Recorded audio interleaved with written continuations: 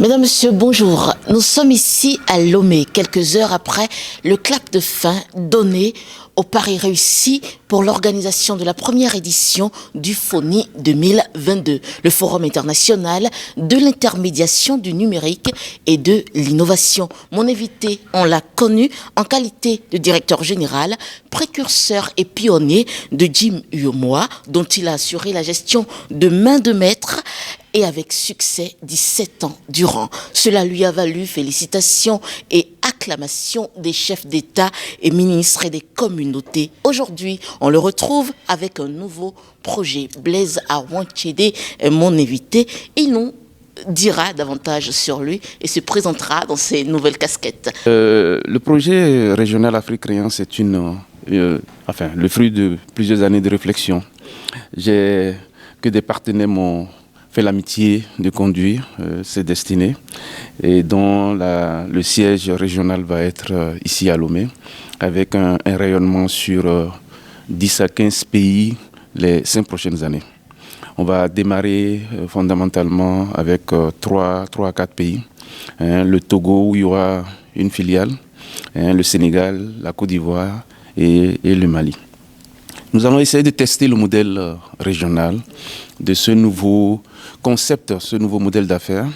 Et puis après, nous allons faire l'extension en fonction des opportunités de marché. Ma question pour vous, c'est pourquoi une telle initiative et qu'est-ce qui l'a inspiré? C'est une bonne question. Vous savez, nous sommes des observateurs avertis, des problématiques auxquelles sont confrontés aujourd'hui nos États, mais également les sociétés, les entreprises et je dirais de manière générale les agents économiques. Le constat est clair. Je pense qu'à partir des chiffres, on peut expliquer pourquoi telle ou telle initiative. Quand vous prenez aujourd'hui le taux de bancarisation, comparé aux pays développés, il reste relativement encore faible. Je pense que des efforts ont été faits parce que moi, quand j'ai été à la tête du GIM dans les années 2003, le taux de bancarisation tournait autour de 10%. Maintenant, ça avoisine 30%. Donc, il y a quand même un progrès. Mais les pays développés sont autour de 99%. Le deuxième volet que je voudrais souligner, c'est le financement, en fait, si vous voulez, des PME, PMI, le financement des agents économiques, l'accès au crédit. Aujourd'hui, il y a des efforts à faire pour accompagner nos économies. Je fais partie des écoles qui pensent qu'on ne peut que assurer un vrai financement de l'économie lorsqu'on attaque en fait le secteur privé. Et donc c'est pour cela que, après observation de toutes ces problématiques, nous avions décidé en fait de la mise sur pied d'un projet nouveau avec un nouveau modèle d'affaires pour être, si vous voulez, un projet axé sur l'intermédiation qui va être à cheval entre les banques et puis les agents économiques. Donc voilà, donc c'est ça qui a pour apporter, si vous voulez, un appui aux banques et aux États dans leur processus de financement de l'économie. Donc c'est ça l'enjeu véritablement de la naissance de Afrique Créance.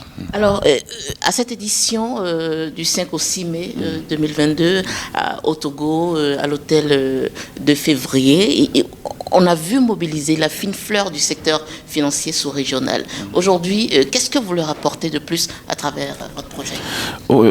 Disons que la présence même de tous ceux, je dirais, un parterre d'autorité montre et de participants venant des 5 coins du monde montre véritablement l'intérêt que porte ce projet. Nous sommes partis d'abord de thèmes de référence à travers lesquels nous avions campé le décor en dressant le diagnostic, si vous voulez, des diagnostics des sujets qui interpellent à la fois les autorités et les régulateurs, donc, et puis également les institutions régionales et internationales et les États.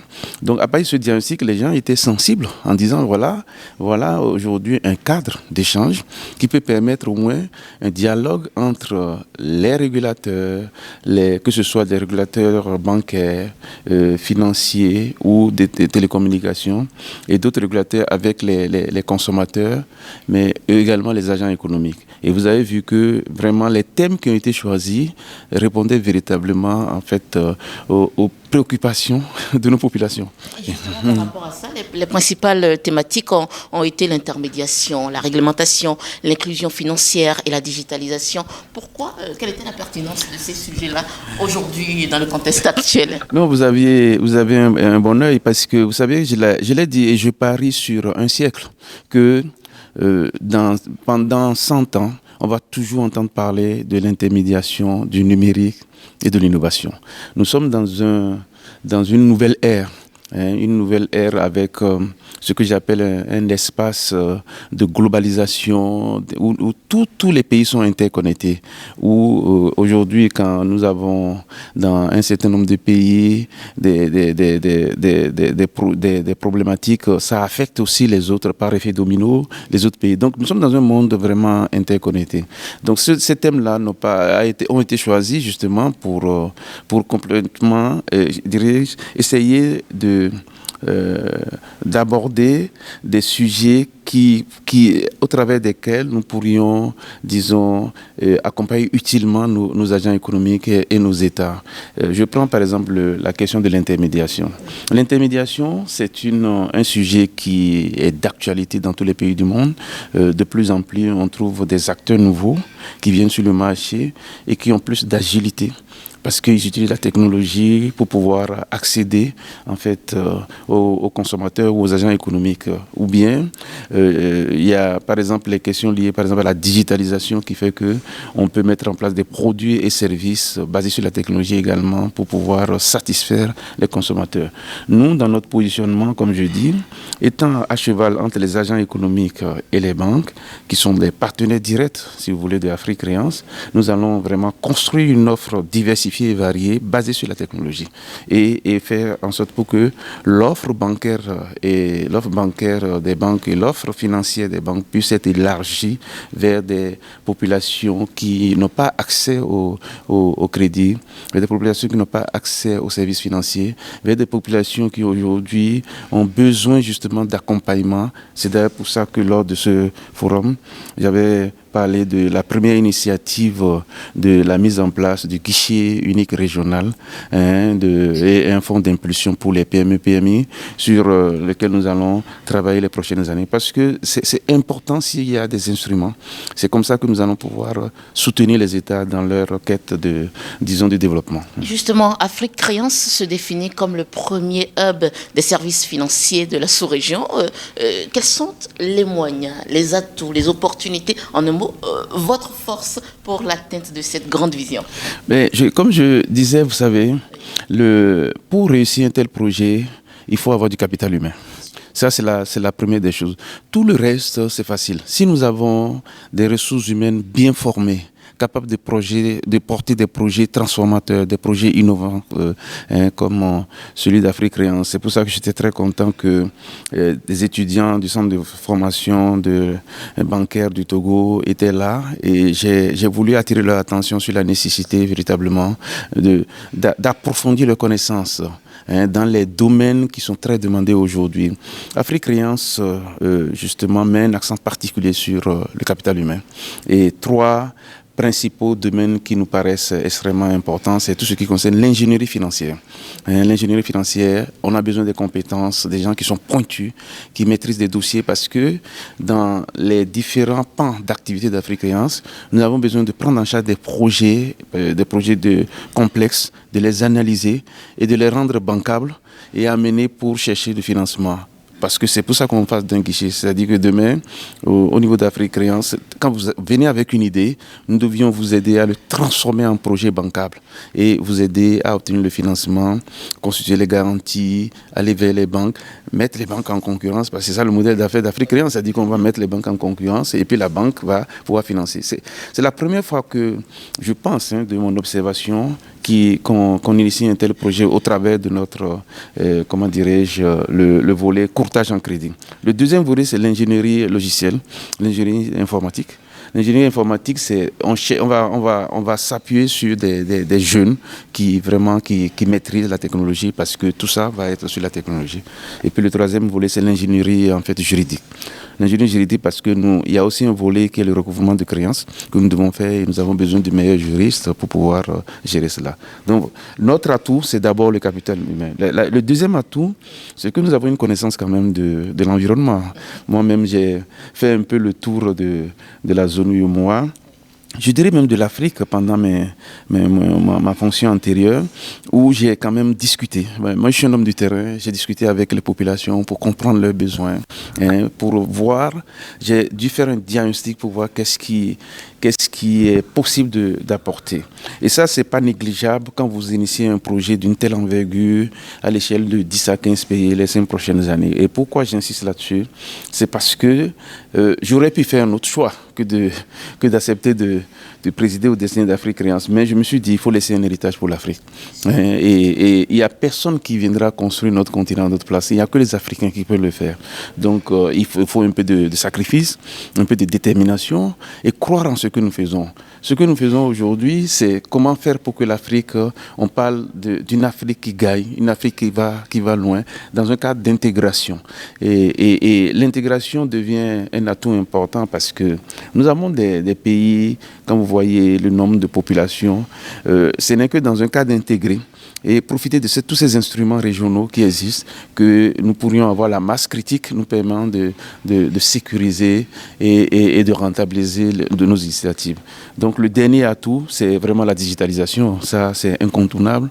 Et quand je parle de digitalisation, ça regroupe la technologie, ça regroupe les innovations. Toutes ces questions-là rentrent pour moi dans la modernisation.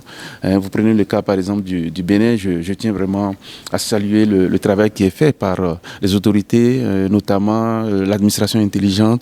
Parce que vous voyez les effets avant, pour pouvoir reprendre son casier judiciaire.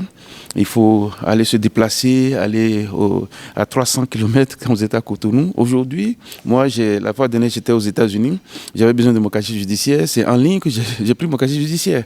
Donc, il faut saluer les efforts qui ont été faits par le gouvernement le gouvernement du Bénin. Donc, je pense qu'aujourd'hui, ce que nous essayons de faire à travers Afrique Créance, c'est d'apporter notre modeste contribution de par la connaissance que nous avons de l'environnement, de l'écosystème, apporter notre modeste contribution pour soutenir les efforts des États, mais également des entreprises, notamment les PME, PMI, et donner une fenêtre en fait aux agents, comme on appelle, aux populations pour accéder en fait au crédit et puis aux services financiers à moindre coût, en fait, je l'espère.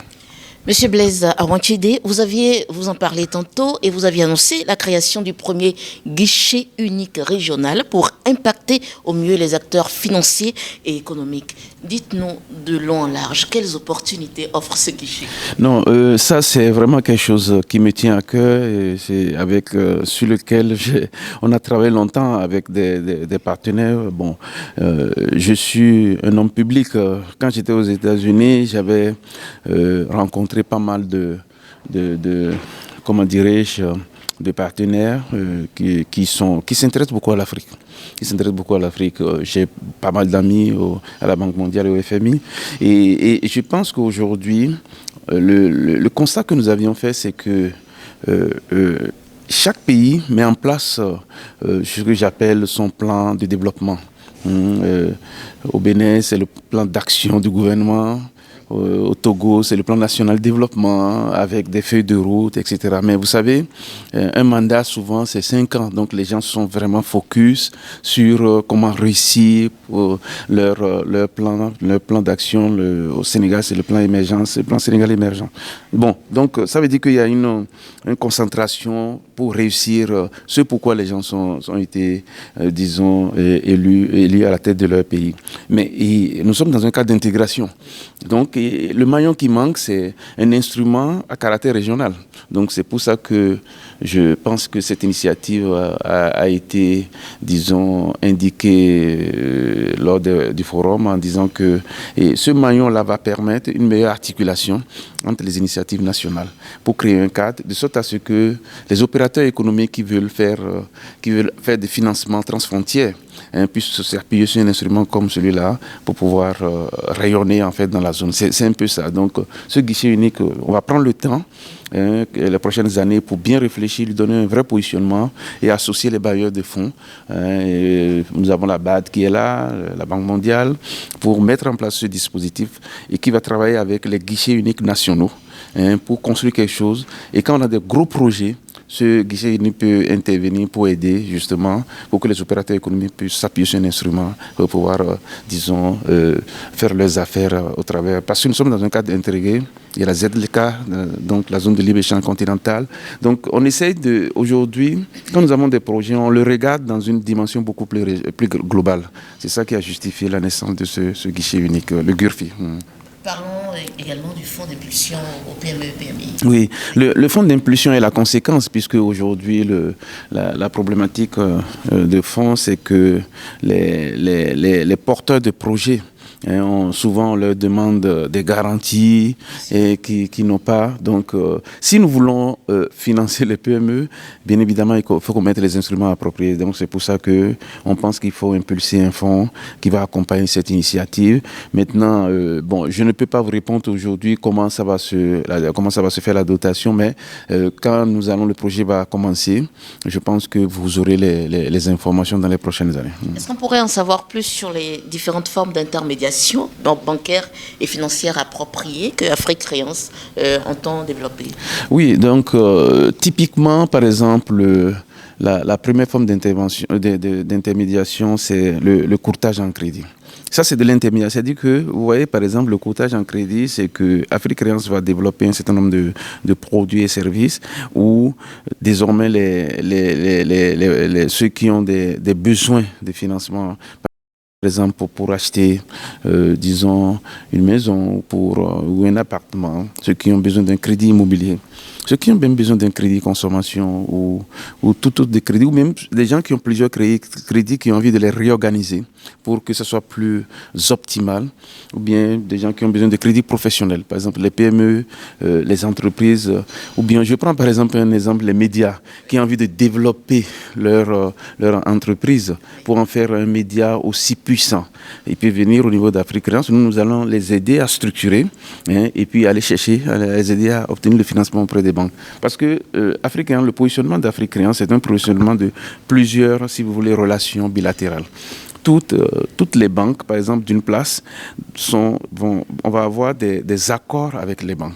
Et à partir de ce moment-là, qu'est-ce qui va se passer? Quand le client vient chez nous et qu'il a un besoin justement de financement, nous allons étudier, rendre bancable, chercher les instruments, l'aider à trouver les instruments de garantie. Donc c'est un raccourci. Afrique Créance va devenir un raccourci en ce moment-là. Et donc on va voir les banques, une ou deux banques, trois banques, en disant, mais écoutez, voilà un projet bancable, comment vous pouvez financer? Et bon, les banques qui sont rapides. Et puis c'est ça qui va créer une dynamique, si vous voulez. Parce que vous savez, nous ne l'aurons pas.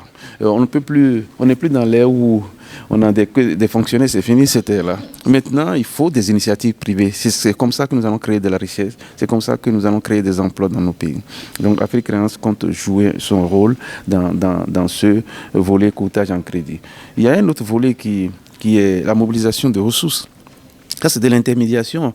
Vous savez, aujourd'hui, quand je regarde les canaux de mobilisation de ressources, classiquement, les gens vont aller prendre des DAT déposés ou bien aller sur le marché financier. Mais vous savez, grâce aujourd'hui à la technologie, vous pouvez mobiliser beaucoup de ressources. Je vous donne un exemple très simple.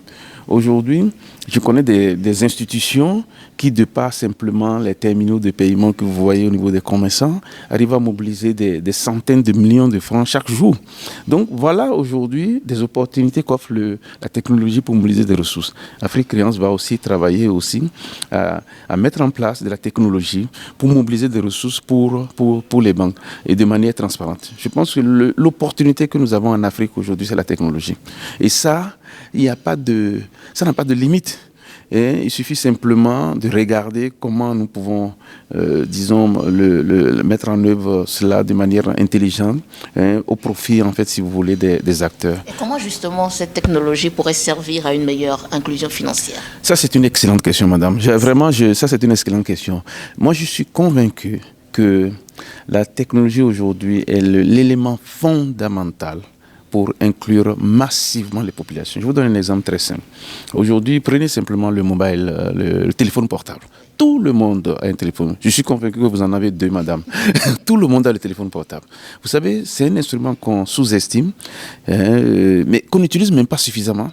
Il suffit simplement aujourd'hui qu'on essaye de mettre en place des applications sur ce téléphone portable et faire en sorte pour que les solutions que nous mettons sur ce téléphone portable intéressent les consommateurs. Parce que quand ça intéresse les consommateurs, ça veut dire que derrière, vous pouvez poster, c'est-à-dire que vous pouvez développer des services. Et c'est quand vous voyez Facebook, Amazon, tout le monde parle de ça. Je suis convaincu qu'on peut avoir des Amazon dans notre pays. Moi, j'ai fait quelques temps aux États-Unis. J'ai eu la chance de faire quand même une école assez intéressante, Harvard. Mais je vais vous dire que quand j'ai vu comment les gens ont pu construire des projets qui sont devenus des mastodontes, mais à partir de rien du tout. Facebook, il n'a pas pu terminer sa formation à Harvard, mais il a essayé de voir comment on peut apporter une solution. Tout le monde aujourd'hui poste ses photos, des trucs comme ça, et ils utilisent les données justement pour devenir aujourd'hui une entreprise mondiale. Et c'est pour ça que je pense que les Africains doivent travailler en regardant ce que la technologie peut apporter. Et je dis que c'est du vaste communicant. Plus nous allons avoir des initiatives basées sur la technologie, plus les autorités vont faciliter le cadre qui permet justement le développement de ces technologies, et ils vont investir dans des plateformes.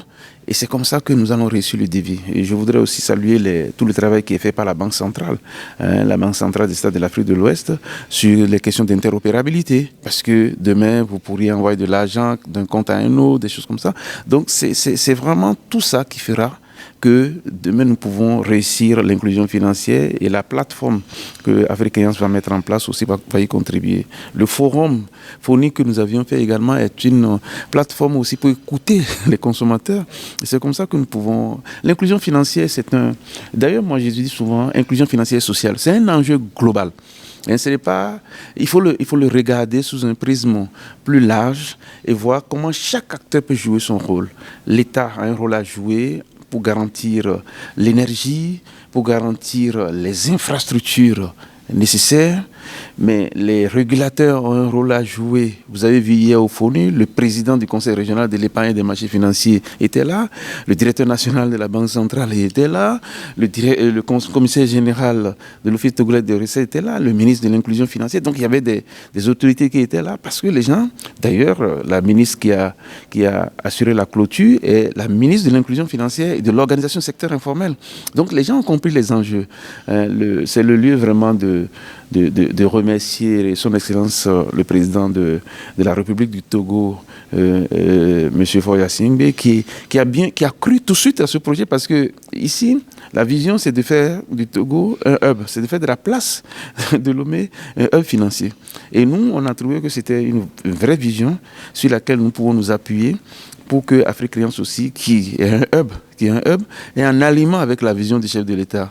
Et donc, c'est pour ça que nous avions cherché. Donc, pour moi, l'inclusion financière, c'est quelque chose de globalisant, et que tous les acteurs doivent jouer leur rôle. Et Afrique Créance compte jouer modestement son rôle les prochaines années, disons, en Afrique. Avant de continuer mon entretien, je vais vous poser une question politiquement incorrecte. En bonne béninoise, est-ce que c'est parce que le gouvernement béninois n'a pas démarré au quart du tour qu'on n'a pas eu le privilège d'avoir le fonds du Chili? Non, c'est comme Afrique Créance a choisi, après analyse des atouts, et je dirais des besoins dont nous avions estimé nécessaire pour un démarrage d'une telle activité. On a choisi le Lomé. Ici, c'est transparent. Hein? Il y a une concentration d'institutions à Lomé. Cette concentration d'institutions, vous ne le trouvez même pas en Côte d'Ivoire, ni au Sénégal, ni au Bénin. Ici, il y a un hub aérien. Donc d'ici, vous pouvez rallier New York, aux États-Unis, vous pouvez aller dans beaucoup de pays. Il y a une concentration d'atouts que tous les investisseurs aujourd'hui cherchent. Donc c'est une sorte d'attractivité. Donc pour moi, c'est pour ça que Afrique Créance a choisi, disons, le Lomé pour son hub. Mais comme je vous avais dit, nous allons rayonner. Le Bénin aussi aura son tour. Je m'en voudrais même en tant que Béninois de ne pas penser à mon pays. Je pense que la prochaine cible de notre action dans les prochaines années, ça va être le Bénin. Donc un pays que j'affectionne particulièrement. Particulièrement, c'est mon pays et je me sens très fier d'être Béninois, mais à 1000%. Tous ceux qui m'ont connu, c'est même si j'ai quitté le Bénin, ça fait plus de 30 ans, mais mon attachement pour le pays n'est même pas discutable. Et je trouve quand même que le Bénin a beaucoup évolué. Et le Bénin aujourd'hui est cité dans les instances internationales comme une référence, par exemple, en matière de performance économique et financière, une référence en matière de digitalisation. Et j'y ai contribué un peu. Au moment où on élaborait le programme d'action du gouvernement, le président de la République m'a fait l'amitié de pouvoir apporter ma contribution. Je l'ai fait en tant que Béninois, même si je ne suis pas visible, mais je l'ai fait quand même. Je pense qu'il y a ma petite pierre à ce qui se passe aujourd'hui au Bénin. Et je pense que ça va continuer. Et Afrique Créance aussi, demain, sera au Bénin. Et puis le FONI, un jour, on le fera aussi au Bénin. On va aussi placer le FONI sous la présidence du président de la République actuelle. Donc, je pense aujourd'hui, c'est un projet. Moi, je raisonne africain. Je ne raisonne plus. Je raisonne vraiment Afrique. Pour moi, c'est comme ça que nous allons pouvoir réussir le défi de l'intégration. Comme disait quelqu'un, les peuples sont intégrés. Les peuples sont intégrés. Et si les peuples travaillent ensemble, nous allons avoir une Afrique forte où il y aura des échanges. Aujourd'hui, on parle du Bénin, mais il y a le Nigeria, il y a le Ghana. On doit travailler ensemble pour réussir le défi de l'Afrique. Et c'est le Bénin qui est aussi très fier de vous, Monsieur Blaise Awanchede. Quels sont les autres objectifs, je vais dire à moyen et long terme, que vise Afrique Créance à travers le FONI, qui se veut quand même, sinon qui est un puissant outil mobilisateur des acteurs? Vous posez toujours les bonnes questions, Madame la journaliste. Je pense que, disons, au titre du FONI, au départ, je pensais en faire un événement chaque 2 ans. Mais quand j'ai vu l'intérêt que cela suscitait hier, je me suis dit, on ne peut pas attendre 2 ans. Pendant 2 ans, beaucoup de choses se sont passées. Il faut qu'on essaye de le faire, tout au moins pendant les débuts, en faire un événement annuel. Et je pense que vous-même, vous l'avez vu, les questions, la qualité des intervenants, vraiment le sujet intéresse les gens. Et quelqu'un m'a dit, mais d'habitude, ces événements-là, les gens ils viennent à l'ouverture, on ne les voit plus. Mais vous avez vu, pendant 2 jours, il y avait une attention sur tous les débats, les gens sont restés constants. Et ce qui m'a été le plus frappant, c'est que c'est les autorités. Les autorités étaient là à l'ouverture et ils étaient là à la clôture. Il y avait des autorités qui étaient dans la salle qui venaient écouter. Vraiment, ça a été très touchant. Et il y avait une pertinence dans les questions. Les régulateurs sont interpellés. Ça, il faut apporter des réponses. Aujourd'hui, moi, je dis, si nous écoutons le marché, si le FONI peut permettre de réunir les acteurs, d'être un cadre fédérateur d'échange, c'est tant mieux. C'est ce que font les pays développés. C'est-à-dire que, on parle des États-Unis d'Afrique, des États-Unis d'Amérique, mais les États-Unis d'Afrique doivent commencer à travers des initiatives comme ça, où les gens se réunissent, partagent leur expérience, et que les autorités, les acteurs puissent s'en saisir et créer le cadre qu'il faut pour faciliter les affaires. Ce n'est que ça, c'est ce que le FONI compte faire. Donc, à moyen terme, l'année prochaine, on va faire le FONI le 4-5 mai, ici même à Lomé. Vous permettrez avant même de penser au Bénin. Et je vous promets qu'on ira au Bénin et on va placer ça sous l'autorité de son Excellence, le président de la République du Bénin. Ça, je vous le promets, je prendrai les dispositions dans ce sens. Donc ça, c'est quand même un objectif à moyen terme. Un autre objectif pour Afrique Créance, c'est que maintenant que nous commençons notre activité, nous allons prendre le temps de mettre en place tous les process. Parce que vous savez que moi, j'aime bien quand les choses sont bien faites. Il faut prendre le temps de mettre en place les process et commencer dans les prochains, je dis à court terme, au cours du 3e trimestre, voir comment nous allons pouvoir ouvrir nos portes au public pour que les gens puissent venir voir ce que Afrique Créance propose. Maintenant, à moyen terme, il faut recruter les bonnes compétences, les talents qui vont venir travailler. J'ai été très transparent hier à la clôture. J'ai dit que on veut les meilleurs. On ne veut pas de l'à peu près. On ne peut pas construire l'Afrique avec de l'à peu près.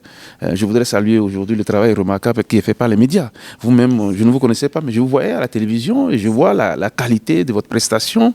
J'ai vu les médias qui nous accompagnent, que je veux parler sans trahir de secret, l'économiste qui est dirigé par quand même un brillant monsieur, monsieur Dessous. Donc aujourd'hui, on a besoin des talents, on a besoin des champions. Je considère aujourd'hui l'économiste comme un champion, si vous voulez, de l'information économique avec un positionnement qui est très clair, que tous les décideurs aujourd'hui, à chaque matin, on voit l'économiste et on est obligé de lire. Moi, j'étais aux États-Unis, je lisais. Donc, l'Afrique doit fabriquer des champions.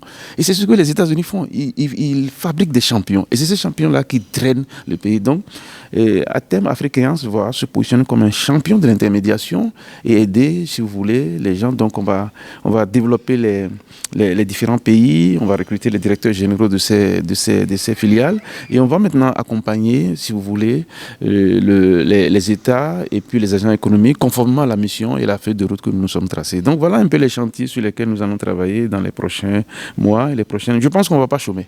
On ne va pas chômer. Surtout que le domaine est très large et vaste. On ne va pas chômer. Donc, il y a de la place.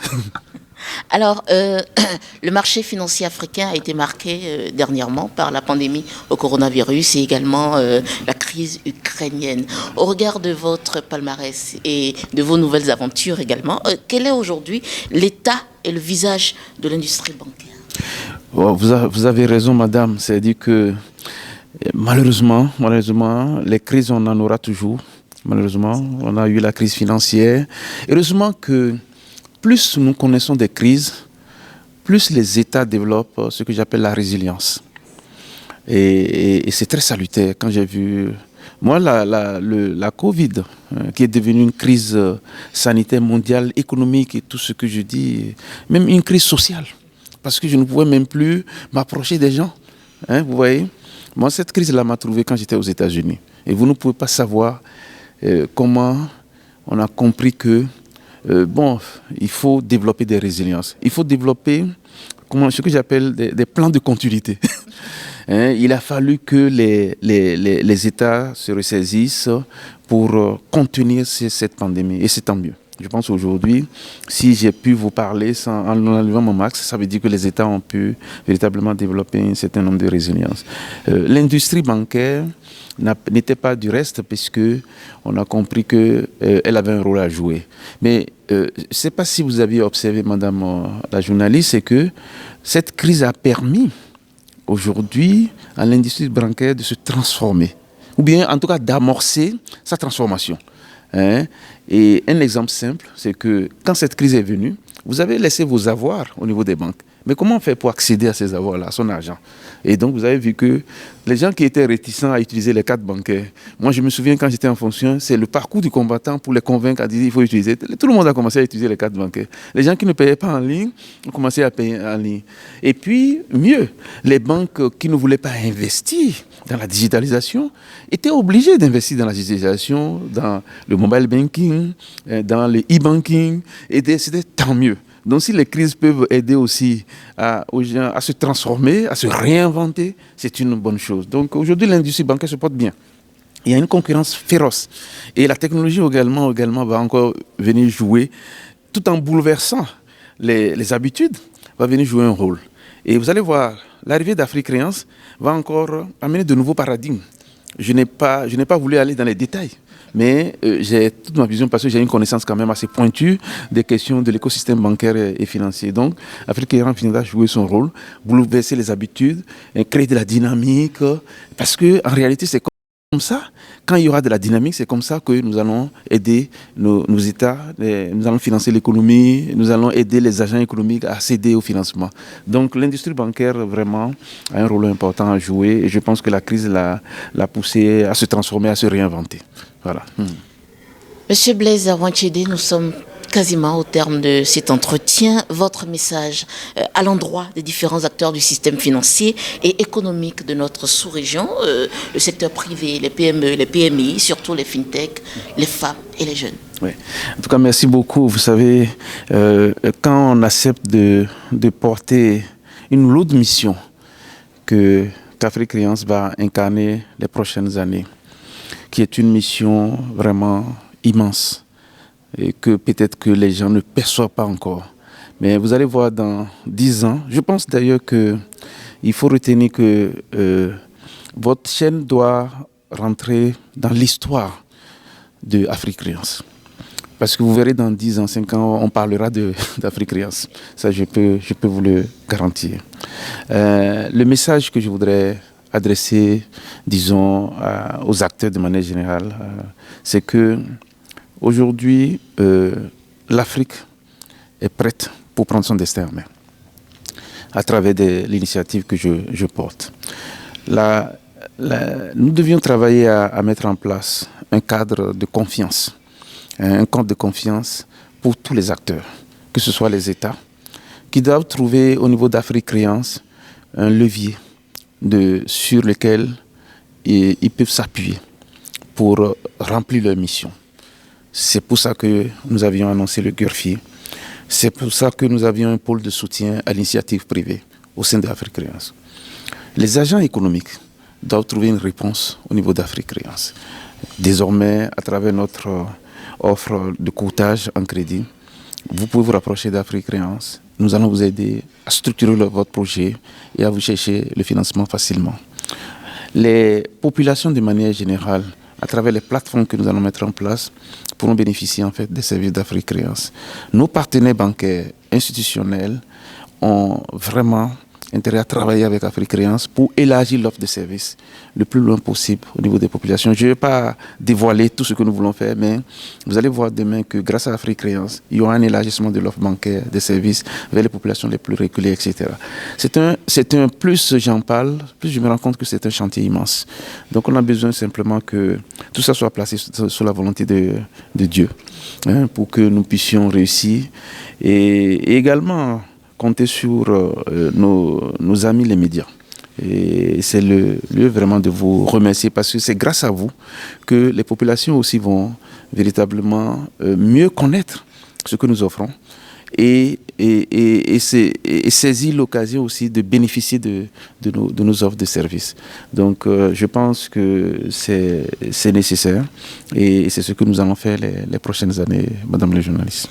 Merci, Monsieur Blaise Awanchede. Je rappelle, vous êtes l'initiateur du FONI 2022 et des prochaines années et le visage de Afrique Créance. Merci d'avoir répondu à nos questions. Merci, c'est moi qui vous remercie vraiment de votre soutien et que Dieu vous bénisse. Merci beaucoup, madame.